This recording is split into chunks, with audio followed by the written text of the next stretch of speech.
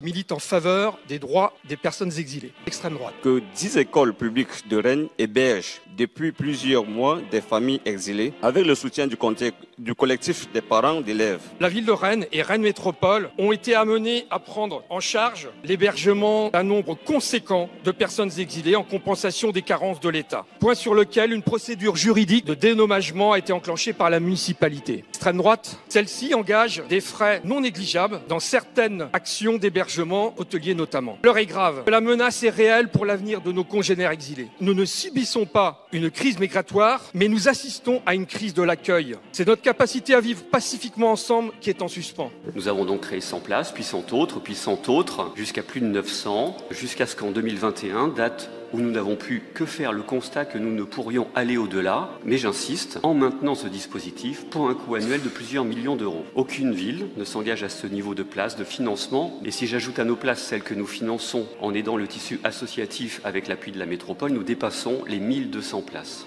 Mais au-delà, la solution ne peut venir que de la solidarité locale, régionale, nationale et surtout de la politique migratoire dont vous aurez remarqué et regretté comme moi qu'elle affronte actuellement des vents extrêmement contraires. D'une troisième victoire de suite de l'extrême droite aux élections européennes, triomphale cette fois. Extrême droite, les extrêmes droites, et des valeurs républicaines, vivre ensemble. Le vivre ensemble de l'extrême droite, inconséquent, quand certains grands hommes politiques français, désolé, je ne respecterai pas la parité cette fois-ci, en oubliant tout simplement leur boussole républicaine et en n'appelant plus à faire barrage à l'extrême droite. L'extrême droite, faire barrage contre l'extrême droite est un principe fondamental de notre République, à agir en responsabilité. Faire barrage à l'extrême droite, les antidotes du vivre ensemble. Pour la première fois de notre histoire républicaine, l'extrême droite, les fantômes du fascisme que nous pensions avoir enterrés au XXe siècle ont ressurgi à l'extrême droite. L'extrême droite, à 2 reprises ces dernières années, nous avons voté au second tour pour le président Macron. L'extrême droite, la droite, l'extrême droite, l'extrême droite, l'extrême droite, les personnes racisées, les étrangers. L'extrême droite est raciste et antisémite, fondée par d'anciens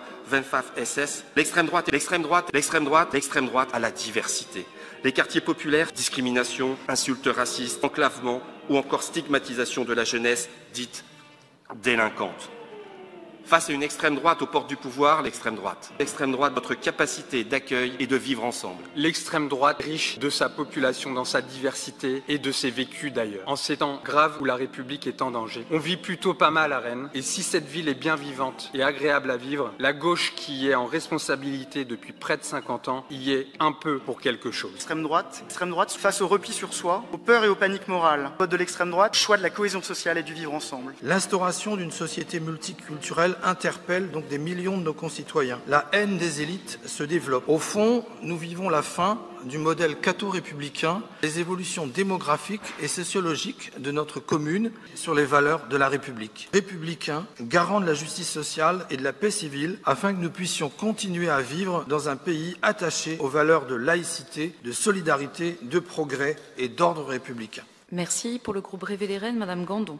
Comment ne pas être inquiet face à la perspective d'un pays de plus en plus divisé, que la lassitude vis-à-vis d'une classe politique de plus en plus hors sol et déconnectée de leurs besoins du quotidien rend réceptif aux discours nationalistes et identitaires. Mais passé la sidération, notre responsabilité commune est de comprendre. Comprendre ce qui a amené près de 40% des électeurs à choisir l'extrême droite plutôt que la gauche, la droite traditionnelle ou le bloc central. Car non, la France ne compte pas 40% de fachos. Le vote RN se répartit aujourd'hui dans toutes les couches de la société. Il a progressé de 10 points dans l'électorat féminin. Il est de loin en tête chez les jeunes. Et M. Hamon, visiblement, nous n'avons pas les mêmes chiffres. J'ai pourtant travaillé moi aussi sur les chiffres d'Ipsos, qui nous dit que la progression la plus importante se situe dans la classe moyenne, où le RN a clairement pris le leadership. Il gagne 10 points dans les professions intermédiaires pour atteindre presque 30%. Et enregistre aussi des gains chez les cadres, qui passent de 13 points à 20 points, tout en renforçant son socle traditionnel, se situant à 40% chez les employés et atteignant le record à 54% chez les ouvriers, donc 14 points d'augmentation. Il est devenu le premier parti des salariés, 36% des voix, du public comme du privé. Face à ce constat, la gauche ne peut plus se complaire dans sa posture de rejet, en criant à l'extrême droitisation de la France et du monde, tout en restant dans un entre-soi confortable. Et vous en avez pourtant donné une magnifique illustration ce soir. Vous êtes tellement prévisible. J'avais écrit cette intervention, évidemment, en amont. Je suis heureuse de passer en dernier parce que, honnêtement, on aurait pu faire un bingo.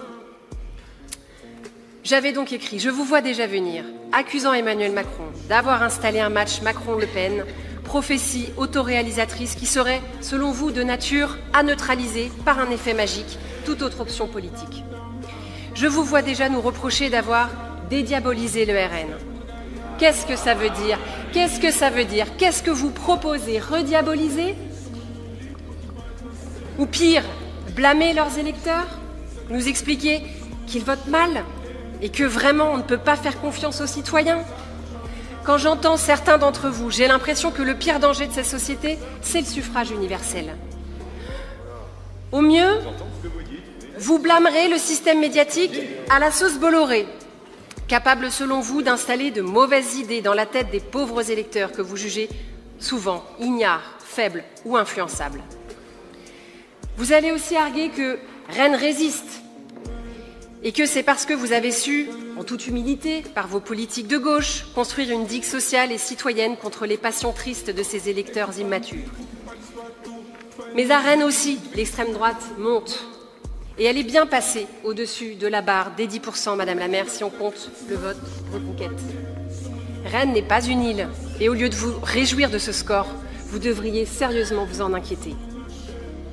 Nous vous voyons et nous vous entendons depuis tant d'années mettre la tête dans le sable, ou vous indigner quand il s'agit de parler d'insécurité ou d'immigration, que vous qualifiez même de sujets d'extrême droite.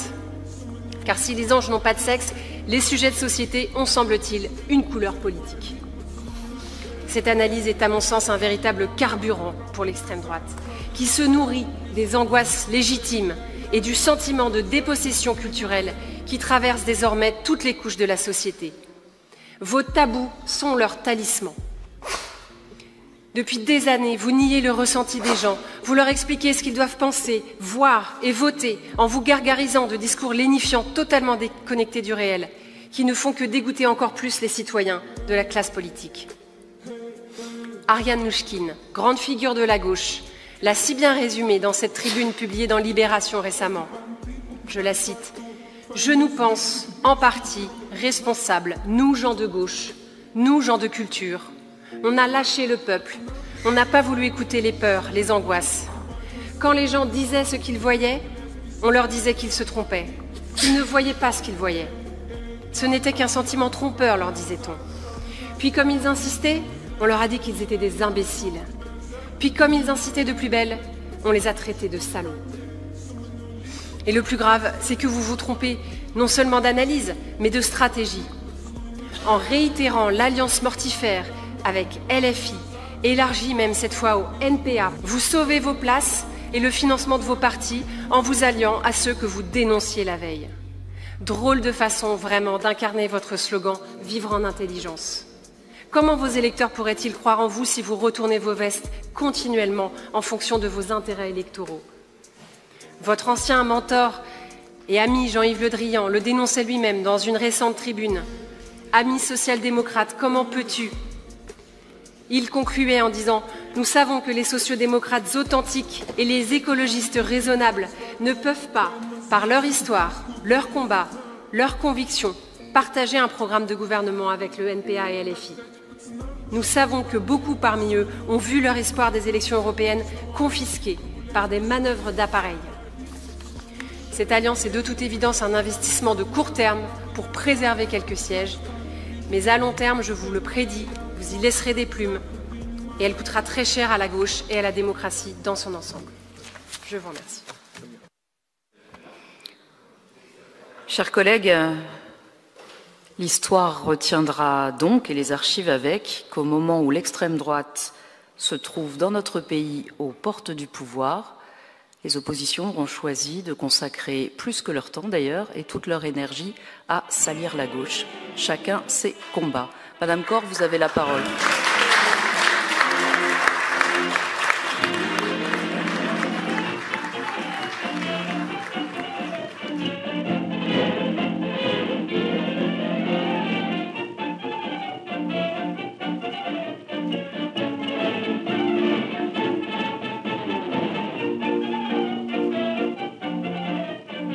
applaudissez, franchement, c'est honte à vous. Honte Encore à la parole pour la présentation du rapport 1. Merci Madame la maire. Je présenterai les 3 députés